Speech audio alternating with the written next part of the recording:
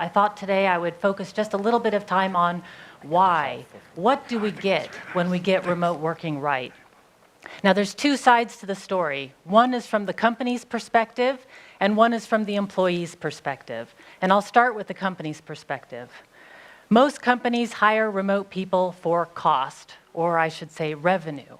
A software developer in San Francisco costs significantly more than a developer in Vietnam, and that is revenue that companies can't ignore. But more than that, it is really hard to find good people, especially software developers. And so there's a company that I interviewed in Indianapolis, United States, called FormStack. And they were wanting to grow, but they couldn't find enough software developers in Indianapolis to fulfill their needs. And so, actually, a few of the people in the company knew a really good software developer in Poland, coincidentally. And so he became their first remote employee. Shortly after that, the wife of the CEO got her dream job in a city that was not Indianapolis. And so the CEO made the decision that the company was going to go remote, or at least be remote friendly.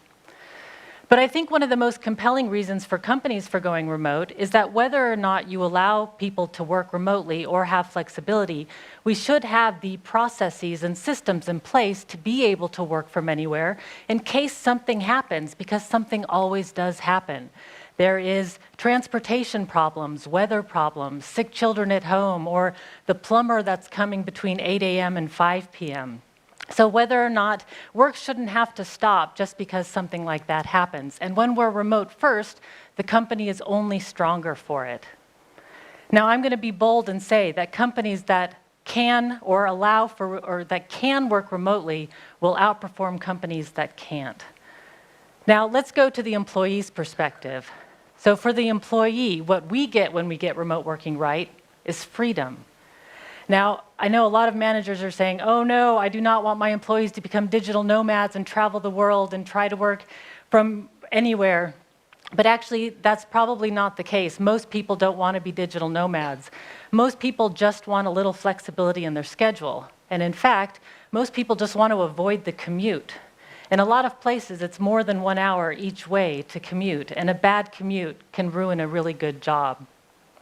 Other people just want a little flexibility. My colleague Vorance wants to train for triathlons, so he just wants a little wiggle room in his schedule. Another friend of mine has to hire somebody to take his daughter to school in the morning because the company that he works for forces him to be there by 8 a.m. and school starts later. So you can imagine the loyalty that he feels for that company. Now, I think more than anything, most of us just want to be able to have the choice to work where we are most productive. Sometimes that's at the office, and sometimes that's not. For example, when I'm doing podcast interviews or giving online workshops, I'd like to work in my home office where I'm alone, and it's quiet, and my internet is rocking fast. But when I'm doing things like invoicing or other things that I don't like to do so much, I really like to be around other people for the motivation.